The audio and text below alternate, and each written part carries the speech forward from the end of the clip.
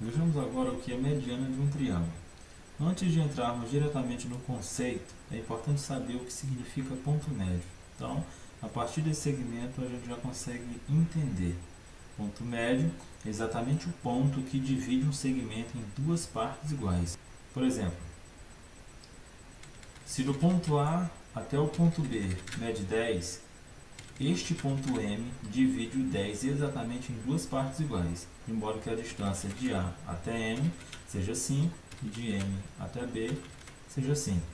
Se de A até B fosse 200, de A até M seria 100 e de M até B também seria 100.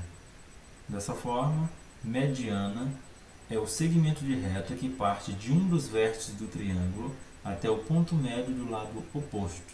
Temos aqui um exemplo para ilustrar. E logo em seguida vamos ao GeoGebra para traçar as três medianas de um triângulo, pois todo e qualquer triângulo tem exatamente três medianas. Então vejamos. Temos aqui o exemplo de um triângulo qualquer, onde temos uma mediana definida, exatamente a mediana AM. Ela parte do vértice A e vai até o ponto médio do lado BC, dividindo exatamente em duas partes iguais, onde, didaticamente, está sendo ilustrado essas duas partes iguais por dois riscos em cada um dos lados da divisão. Temos aí, então, o exemplo de uma mediana. E temos aqui o conceito. Mediana de um triângulo é o segmento de reta que une um vértice ao ponto médio do lado oposto. Vejamos isso no GeoGebra. Traçarei um triângulo qualquer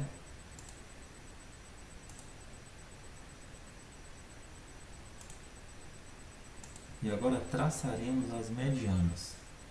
Antes disso, é necessário traçar o ponto médio de cada um dos lados. Então, utilizarei o comando para isso. Eis aí o ponto médio, onde divide o lado AB em duas partes iguais.